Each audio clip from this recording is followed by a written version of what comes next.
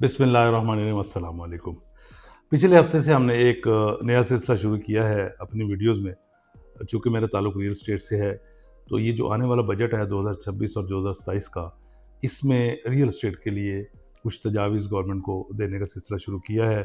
दोस्तों ने काफ़ी सारी तजावीज़ भेजी हैं मुझे, फ़ोन कॉल्स आईं, कुछ चीज़ें रह गई थी लास्ट वीडियो में, उसके ऊपर बात करनी है हमें।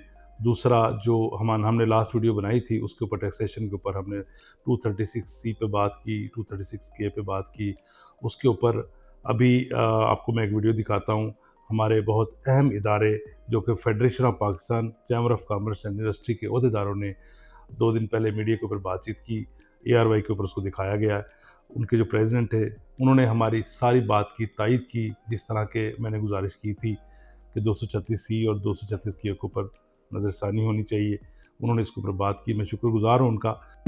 उसका मैंने तरीक़ेकार बता दिया। 2 lakh self employed, 3 lakh through mortgage का भी सिस्टम मैंने बता दिया। 25 लाख रुपए का जो मॉर्गेज दिया गया है उसको फौरी तौर पे 1 करोड़ रुपए का किया जाए। 236C और 236 सेक्शन कहते हैं, सेक्शन 236C, सेक्शन 236K जो बायर और सेलर पे है, इसको खत्म करके बायर पे 1% और सेलर पे 1% टैक्स होना चाहिए। 7E 7F को फौरी तौर पे खत्म करें। Filer, non filer, late filer, ये जो कैटेगरीज बना दी गई हैं, जिसने सारा का सारा सिस्टम खराब कर दिया, इसको फौरी तौर पे खत्म किया जाए। जब ये आप कर देंगे तो जो आपके मुल्क से फ्लाइट ऑफ कैपिटल हो रहा है, जो $10 बिलियन हर साल हम दुबई में इन्वेस्ट कर रहे हैं, पाकिस्तान से जा रहा है, वो रुकेगा। और साथ ही जब ये हो जाए, मैं अपने पाकिस्तानी भाइयों से भी ये रिक्वेस्ट करूंगा, खुदारा इससे अच्छा मुल्क नहीं है। आपने देख लिया क्या हुआ इस वॉर के बाद। ये जो पैसा दुबई लेके जा रहे हैं, जो पैसा पाकिस्तान से बाहर लेके जा रहे हैं, ये वक्त है अपने मुल्क में इन्वेस्ट करने का। हमारी गवर्नमेंट भी हमारे साथ खड़ी हो गई है। हमारी गवर्नमेंट हम जो कह रहे हैं वो करने को तैयार है। तो हमारा भी फर्ज बनता है कि पैसा पाकिस्तान लाएं, पाकिस्तान में इन्वेस्ट करें। इंशाल्लाह वक्त है इकोनॉमी वाइज इस मुल्क को एशियन टाइगर बनने का। आप सबका बहुत बहुत शुक्रिया। मेरी बातों की तायीद की और गवर्नमेंट तक अपना मौक़िफ़ पहुँचाया। अभी इस वीडियो में हमने 2-3 पॉइंट्स के ऊपर बात करनी है जो कि लास्ट वीडियो में रह गए थे। सबसे पहला पॉइंट जो हमारा है वो है 7E की जो टैक्सेशन है, जो पिछले 3 से 4 साल में लागू है और हमेशा ही वो कंट्रोवर्शियल रही है।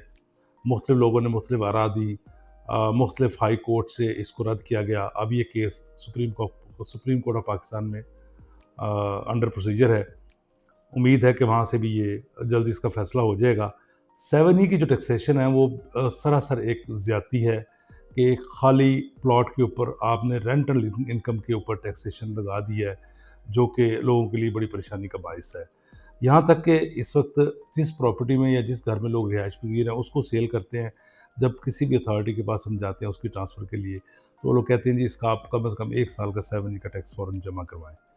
तो ये सेलर के ऊपर 7E का टैक्स है, इसको ख़त्म होना चाहिए इस बजट में। और जो 236C, जो 236K के ऊपर हमने बात की थी, उसकी जो परसेंटेज है स्पेशली ओवरसीज़ पाकिस्तानीज़ के लिए, वो कम होनी चाहिए। कैपिटल गेन टैक्स को 4.5% की बजाय ओवरसीज़ पाकिस्तानी के लिए 1% होना चाहिए, और जो परचेज़र है उसके लिए ये 0 होना चाहिए। इससे हमारा रियल एस्टेट का जो काम है वो काफ़ी बेहतर हो जाएगा। उसके फिगर्स मैं आपके सामने पेश करने लगा हूँ। 2022 जून तक जो ट्रांजेक्शन की रेशो थी, स्पेशली मैं बात करूँगा DHA लाहौर की, तो यहाँ पर हम डेली की ट्रांजेक्शन की बात भी कर सकते हैं और एनुअल का भी मैं आपको बता सकता हूँ। उस वक्त जो साल की ट्रांजेक्शन हो रही थी या ट्रांसफ़र्स हो रही थी DHA लाहौर में, जो रेजिडेंशियल प्लॉट थे, वो तकरीबन एक साल में 22,000 से 25,000 प्लॉट ट्रांसफ़र हो रहे थे। इसी तरह जो घर थे, हाउसेस थे, वो 4,000 से 5,000 घर ट्रांसफ़र हो रहे थे। कमर्शियल 1,000 से 1,500 यूनिट ट्रांसफ़र हो रहे थे। टोटल तकरीबन 27,000 से लेके 31,000 ट्रांजेक्शन थी एक साल की 2022 जून तक, जो कि कम होते होते इस वक्त जो हमारे पास फिगर है इस साल की, वो तकरीबन 8,000 से 8,500 टोटल ट्रांजैक्शन है, जिसमें रेजिडेंशियल, कमर्शियल, हाउसेज सब यूनिट शामिल हैं। मैं DH लाहौर की बात कर रहा हूँ। उस वक्त जो टैक्सेशन की रेशो थी, लाइक गवर्नमेंट ऑफ पाकिस्तान ने 1% फिक्स की हुई थी पंजाब गवर्नमेंट की, और 1% ही फिक्स की हुई थी सेंट्रल गवर्नमेंट की। उस वक्त जो आपका रेवेन्यू इकट्ठा हुआ उस साल तक, जब ये ट्रांजेक्शन तकरीबन 27,000 से 31,000 तक थी, और जो इस साल का रेवेन्यू जो मौजूदा साल जा रहा है, आगे नया बजट आ रहा है, नया साल आ रहा है, इसको जब हम कंपेयर करते हैं तो टैक्सेशन की रेशो परसेंटेज बहुत ज़्यादा है, जबकि जो कलेक्शन ऑफ अमाउंट है वो 2022 के मुकाबले में 20-25% से ज़्यादा नहीं है। तो ये सरासर गवर्नमेंट का भी नुकसान है, हमारी मईशत का नुकसान है, और रियल स्टेट से वाबस्ता लोगों का बहुत ज़्यादा नुकसान है। इसी तरह DH लाहौर को रेवेन्यू में कमी हुई, उसका नुकसान है।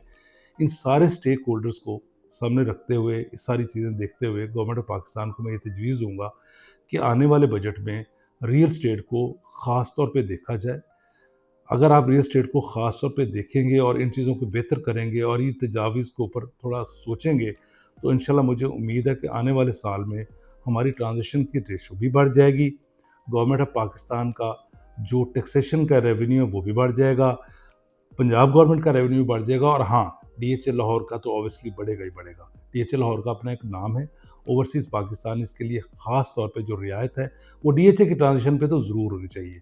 मैं DHA हायर अथॉरिटी से मुखातिब हूँ, बराए मेहरबानी आप ओवरसीज़ पाकिस्तान इसके लिए कोई स्पेशल, कोई अच्छी स्कीम दें, गवर्नमेंट से बात करें, कोई ठीक प्रोग्राम दें, ताकि हमारे ओवरसीज़ पाकिस्तानीज़ DH लाहौर में इन्वेस्टमेंट करें। इंशाल्लाह मुझे उम्मीद है कि इन तजावीज़ के ऊपर गवर्नमेंट ऑफ पाकिस्तान ज़रूर गौर करेगी, और DH की हायर अथॉरिटीज़ भी गौर करेंगे, और इंशाल्लाह हमारा काम बहुत बेहतर हो जाएगा। शुक्रिया।